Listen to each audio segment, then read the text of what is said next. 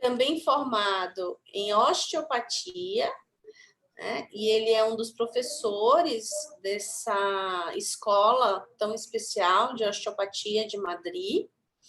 E ele vai falar para a gente um pouquinho hoje sobre a experiência que ele tem no tratamento de pacientes com zumbido, usando técnicas de osteopatia, tá? Eu acho que ele pode começar, Vinícius, seja bem-vindo. Acho que ele pode começar primeiro traduzindo para o público leigo o que é osteopatia, para as pessoas entenderem. Bom, obrigado mais uma vez pelo convite, doutora Jane. É um prazer estar podendo compartilhar com vocês, com os pacientes, interessados em geral sobre o tema.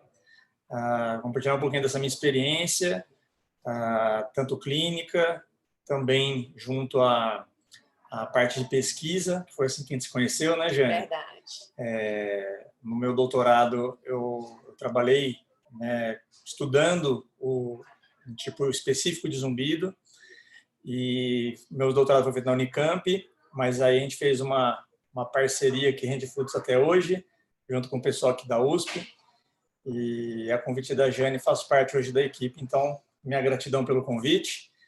E respondendo a sua pergunta, o que vem a ser a osteopatia? A osteopatia,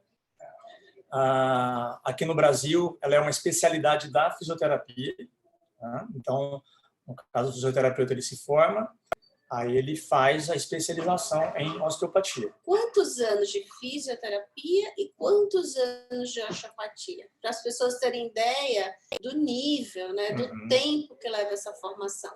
A fisioterapia vai depender muito da instituição, mas ela varia de 4 a 5 anos. A maioria tem uma duração de 4 anos.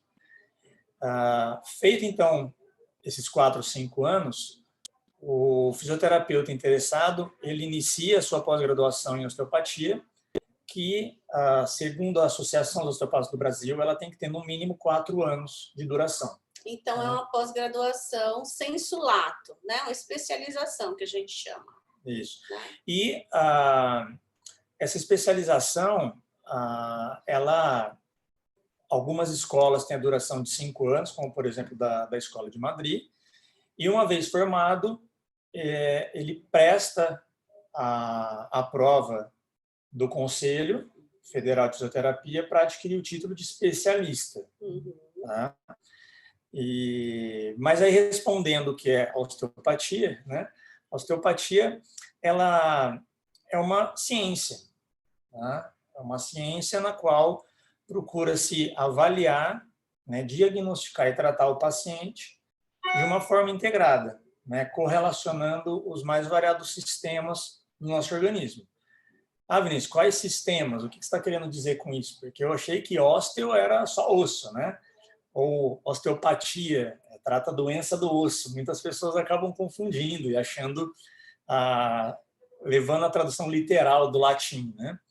Mas, na verdade, a osteopatia ela trata toda e qualquer manifestação, sintomas, que vem da estrutura. O ósteo é estrutura. E quais são essas estruturas? São essas que podem fazer parte do sistema. Então, pode ser a parte óssea, pode ser a parte articular, que seriam as juntas, né? Vulgarmente falando. A parte muscular também, ligamentos, tendões, a parte visceral também. Então, dentro da osteopatia, a gente procura integrar na avaliação sintomas que muitas vezes parece estar relacionado, né? Por exemplo, às costas, ao pescoço, mas tem uma origem visceral. Pode ser por uma má digestão, pode ser por um refluxo, pode ser por uma dificuldade, né, em digerir alguns alimentos. Visceral são as vísceras, tá, pessoal? Estômago, intestino, pâncreas. Isso. No caso das mulheres, né, a parte ginecológica, então tem alguns sintomas, por exemplo, aquela dor lombar sempre no período menstrual, né, tem uma relação com a víscera, com o útero, com os ovários. Tem também algumas dores que podem estar relacionadas com a parte renal, a parte urológica. Então, a gente procura, através dessa avaliação integrada, né, integrando todo o corpo do paciente, identificar as possíveis causas. Tá? Então, não necessariamente o paciente tem uma dor de cabeça, por exemplo, a disfunção ou a alteração está na cabeça. Às vezes pode estar relacionada com a cervical, que irradia para a cabeça, às vezes pode ser a parte torácica, às vezes pode estar relacionada com uma alteração hepática, ou seja, do fígado, que dá aquela dor mais aqui frontal, né? A pessoa come algum alimento mais gorduroso, então o fígado tem dificuldade de metabolizar e acaba dando aquela cefaleia frontal, é muito comum. Então, só para vocês terem uma ideia, como a gente procura na avaliação ir integrando, tá, esses sistemas. E tem a parte da osteopatia craniana, né, que propriamente dita é a manipulação, a avaliação de possíveis disfunções do crânio. E aí que a gente entra, né, bem especificamente nesses sintomas auditivos. Tá? Mas a abordagem osteopática nos pacientes com zumbido, ela não se limita apenas à parte craniana. A gente avalia os ossos do crânio, trata os ossos do crânio, mas a gente sabe que o zumbido, além de ser, né, multifatorial, dentro do nosso trabalho da fisioterapia e da osteopatia, ele pode ter origem também na relação com a ATM, na parte mastigatória, pode ter relação também com a parte cervical, com os membros superiores. Então, através dos estudos, né, que eles demonstram para a gente que essas regiões têm uma relação muito importante com o zumbido.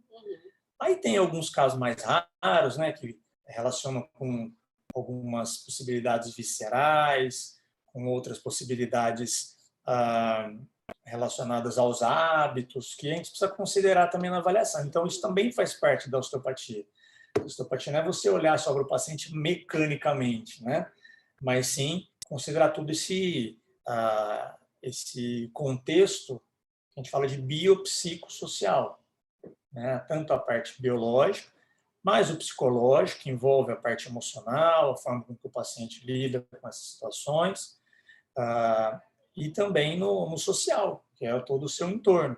A gente vê que essas alterações impactam no zumbido. E me conta uma coisa, diante dos diferentes pacientes com o zumbido que você já tratou na sua carreira, quais foram as estratégias de tratamento que você acabou usando? Quais são as possibilidades?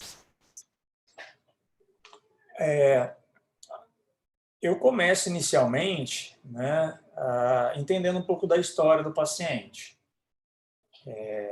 Eu até brinco em sala de aula, né, que muitas vezes a gente fica tentando caçar as possíveis causas, mas se você ouve o paciente, ele mesmo já traz para você muito dessas relações. Então, na conversa, o paciente ele já traz muitas informações assim, e no caso que os pacientes estão ouvindo, é interessante, né, saber dessas possibilidades que alteram o zumbido, porque isso dá muita informação para o profissional.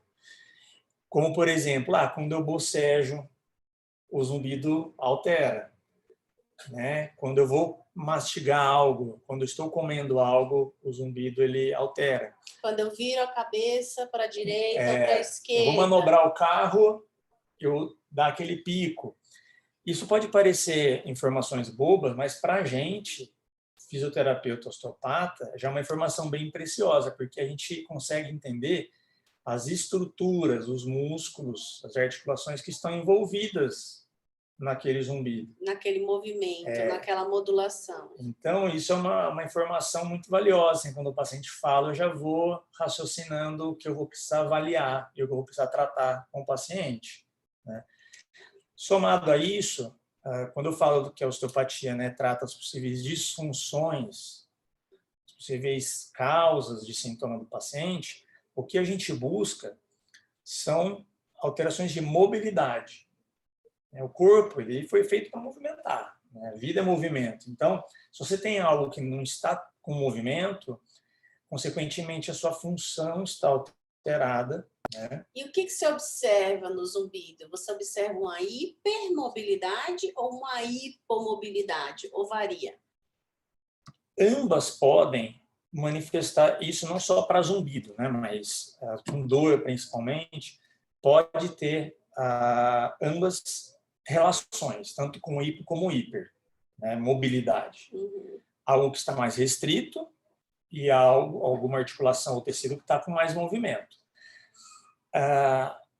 Esse conceito, né, tentando traduzir mais para os pacientes, né? Estou deixando você acuada. Normalmente, é que a gente usando o termo técnico, né? Você me fala se tiver muito... Então, porque os pacientes não sabem o que é hipermobilidade e hipomobilidade. A hipomobilidade é quando uma estrutura, uma região do corpo falta movimento.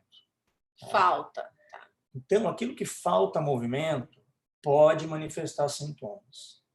E só fazendo um parênteses, é por isso que a atividade física, né, é uma dos principais hábitos que, se você adquire, você trata várias coisas, porque ela melhora a função de uma maneira geral. Não, né? Tem estudos mostrando que paciente que faz atividade física moderada, intensa, eles têm muito menos zumbido, ou quando eles têm zumbido, o zumbido não incomoda, né? Então, a atividade física é padrão ouro.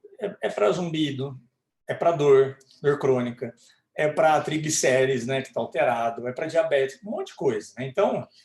eu tenho hérnia, tá deslizando, meu ortopedista falou que não é para fazer exercício. O que você acha? O que você acha?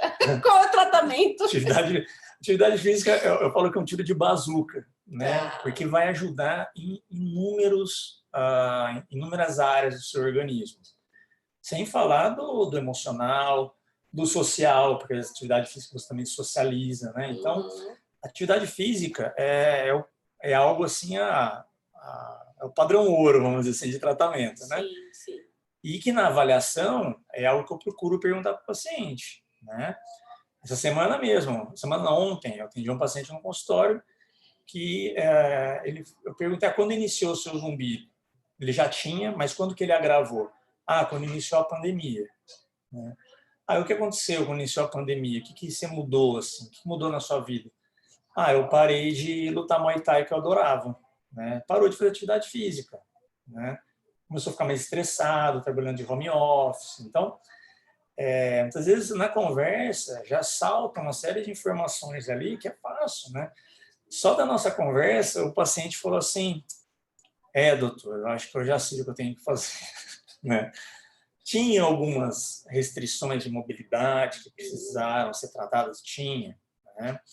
Não é também que a atividade física vai resolver todos os problemas, né? Todos os casos de zumbido. Não.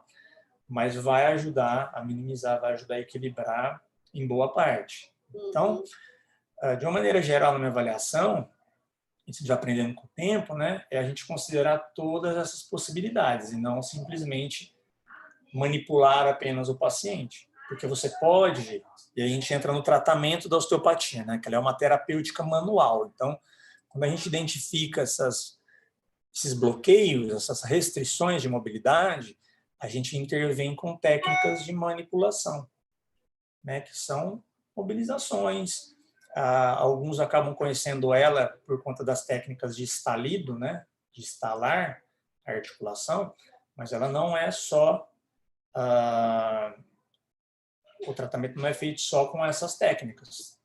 Tem técnicas mais sutis, né, para pacientes que têm uma idade mais avançada, ou caso o paciente não goste desses estalidos, das manipulações, tem técnicas mais sutis. Então, é com essas técnicas que a gente intervém no nosso tratamento, mas se a gente não considera todo esse restante, o que o paciente faz depois da sessão, faz atividade, ele se movimenta ou não, ele não faz nada, só fica sentado, não consegue nem sentar no chão e levantar porque já dói tudo, né? Então, a gente precisa mudar esses hábitos aí também. Senão ele volta a cada sessão com os mesmos bloqueios, né? Você libera, a outra semana está tudo bloqueado de novo. Você libera, está tudo bloqueado de novo. Então, a gente tem que considerar também esse pós-sessão. E queria fazer um parênteses aqui, a gente conversou um pouquinho antes da live, não foge não, hein? Só descruzando as pernas.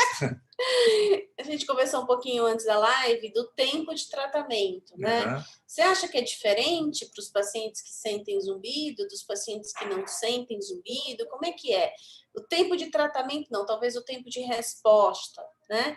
E aderência ao tratamento também, né? Porque não é só ir na sessão, o paciente tem que fazer algumas coisas em casa. Como é que é?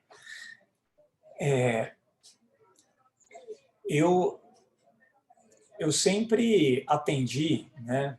O maior motivo de busca dos pacientes no consultório foi por conta de dor, né? E eu tenho trabalhado com zumbido há pouco tempo, né? Comparado com o que eu atendo pacientes com dor. Mas eu já pude notar que tem algumas semelhanças nos pacientes com zumbido e com dor, principalmente aqueles com dor crônica. O que é dor crônica? Né? O paciente que tem dor há mais de 6 meses. Alguns estudos falam mais de 3 meses, né? Mas eu consideraria mais de 6 meses, e por anos, 10 anos. Né? E os pacientes eles chegam achando que num passe de mágica isso vai se resolver, né? Ou que com uma manipulação apenas isso vai melhorar. Tem um caso ou outro mais raro que com 2 sessões assim o paciente melhora. Mas a grande maioria precisa de um tempo maior de resposta, né? O zumbido, ele não é uma doença, é um sintoma, né? Então, eu até procuro insistir para os pacientes mudar um pouco a comunicação, né? Não é eu tenho zumbido, é eu estou com zumbido. Né? Porque se ele fala eu tenho, é como se ele se apropriasse do zumbido e ninguém mais tira. Né? Agora eu estou hoje. Amanhã eu posso ter menos. Depois de amanhã eu posso não ter. Depois de amanhã ele pode voltar um pouquinho, entendeu? Então, é algo que ele é temporário, é passageiro, ele pode aumentar, pode diminuir. Né? E, no futuro, ele pode sim deixar de existir, como a gente já viu em alguns casos. É mais raro, mas pode acontecer. Mas, fazendo esse comparativo, não é de uma hora para outra que esse sintoma ele vai embora. Ele pode ter surgido de uma hora para outra, mas as adaptações, as sobrecargas, os equilíbrios, eles foram sendo gerados ao longo do tempo. Né? E aí teve algum gatilho que desencadeia ele. Então, eu procuro, né, desde o início, deixar bem claro para o paciente assim, a importância, primeiro, de ter paciência. Né? Não só para o zumbido, mas qualquer sintoma, qualquer patologia, né, qualquer doença que o paciente tenha, não adianta desesperar, né?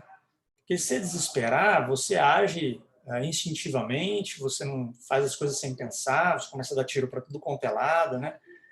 Então, primeira coisa é manter a calma e saber que tem tratamento. Né? Existe tratamento para o zumbido. E existem muitas possibilidades. Você precisa, antes de mais nada, fazer uma boa avaliação, né? Procurar um otorrino, fazer os exames. Feito isso, né? Existem tratamentos medicamentosos, existem tratamento fisioterapêutico, existe osteopatia, agulhamento, existe muito. É o que vocês procuram trazer aqui nessas lives que eu acho sensacional. Atividade física que a gente falou, né? Mas o que eu noto, Gênia, é que assim, os pacientes eles esperam algo com uma melhora repentina. E aí que eles acabam aumentando a ansiedade e ficando muitas vezes desiludidos. Muitos falam para mim, eu já fiz osteopatia e não melhorou. Mas quantas sessões você fez? 3. É muito pouco tempo.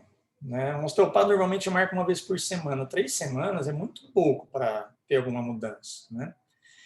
Então, como que eu procuro? Né? Aí, respondendo a sua pergunta, eu procuro ir avaliando sessão a sessão. A maior melhora, ela se dá, pelo que eu noto ali, de 1 a 3 meses. Já é para ter alguma mudança. Tá? Porém, pode ficar ainda um zumbido residual. E esse vai melhorar depois ao longo de 6, 9 meses. Tem alguns estudos que eles fazem um acompanhamento e eles notam que depois do tratamento de 1 mês, o zumbido ele pode mudar depois de 3, 6 e 9 meses. Só que a pessoa ela cansa antes, ela desiste antes. E os profissionais também. Tem profissional que eu estava falando, né? Tem profissionais que não têm prática com zumbido, né? Ou desconhecem. E não acompanham. Eu, quando eu vejo que o caso está demorando um pouquinho, eu falo, vamos com calma, você vai seguir essas mudanças, vai incluir esses pontos no seu hábito, atividade física, vamos passar com uma nutricionista, né? Vamos fazer um trabalho psicológico, alguns casos que precisam, né? Quando o emocional está muito abalado, ou alguns casos precisa ser medicado. Ó, vamos seguir com essa equipe e vamos com o tempo, vamos aguardando. Eu vou espaçar as minhas sessões, ó, vem daqui 2 semanas, vem daqui 3 semanas, né? Para dar tempo de resposta. Entendeu? Se você não dá tempo, você não consegue ver mudança e você acha que não deu certo. Então, precisa insistir. Eu vejo que os pacientes que insistem são os que mais melhoram, né? E você nota alguma diferença se zumbido com dor, zumbido sem dor? Porque você deve receber pacientes no seu consultório que tem zumbido e não tem uma queixa de dor importante. Esses também respondem? Ou você nem recebe esses casos? Não, recebo. A grande maioria tem alguma dor associada, Tá. né? Mas tem casos que vêm só com zumbido. Uhum, uhum. A grande maioria tem uma dor associada nessa região, de pescoço e de região da face, né? Dor de cabeça, dor aqui na ATM, que é essa articulação aqui da mastigação, né? Apresenta bruxismo, que é um apertamento dentário, né? Às vezes diurno, às vezes noturno. Eu vejo que esses pacientes acabam tendo uma melhora mais efetiva. Com dor. Pacientes com dor. Tem uma resposta mais efetiva. Mas não é uma regra, né? Não é porque o paciente tem zumbido e não tem dor que ele não vai melhorar, ele pode melhorar também. Mas na minha prática, e até tem algumas evidências aí que demonstram isso também, que o paciente que tem dor associada, ele tende a ter uma melhor resposta. Né? Porque esses sistemas, eles estão, né, eles se comunicam. Estão interligados. Bom, Jéssica, tem alguma pergunta da plateia? Por enquanto não, doutora. E você gostaria de finalizar dizendo alguma coisa, recomendando alguma coisa?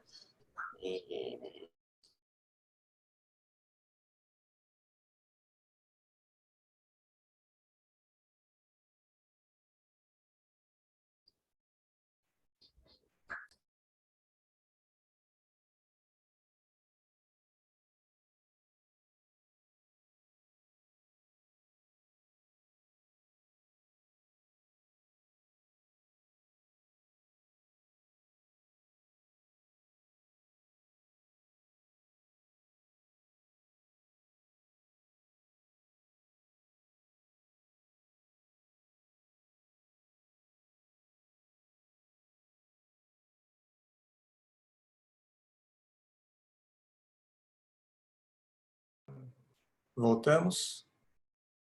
Voltou. Voltou? Voltou.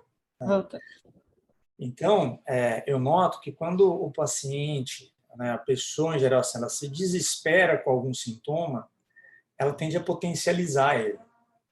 E tem explicações fisiológicas do porquê isso acontece. Por isso que técnicas de meditação, técnicas de respiração, atividade física, isso ajuda a amenizar, né? Então, a dica que eu dou, então, procurem, né, profissionais que têm experiência com zumbido, que eles vão poder te orientar. No caso da osteopatia, quem quiser saber um pouquinho mais, tem o site da associação, né, que é osteopatiabrasil.org.br. Lá tem bastante informação sobre osteopatia. E lá tem também indicações de osteopatas no Brasil todo. Tem um mapinha que você pode procurar por região. Tá? Que legal. E tem também no site da minha clínica, tem também algumas informações sobre osteopatia, que é ontos.com.br. Tá? Lá a gente divide também por grupo, né, por área, por sintoma. Como é que escreve ontos? ONTOS. Tá. ontos.com.br. Tá, e o outro, osteopatiabrasil.org.br. .org.br. Então, gente, eu espero que vocês tenham gostado.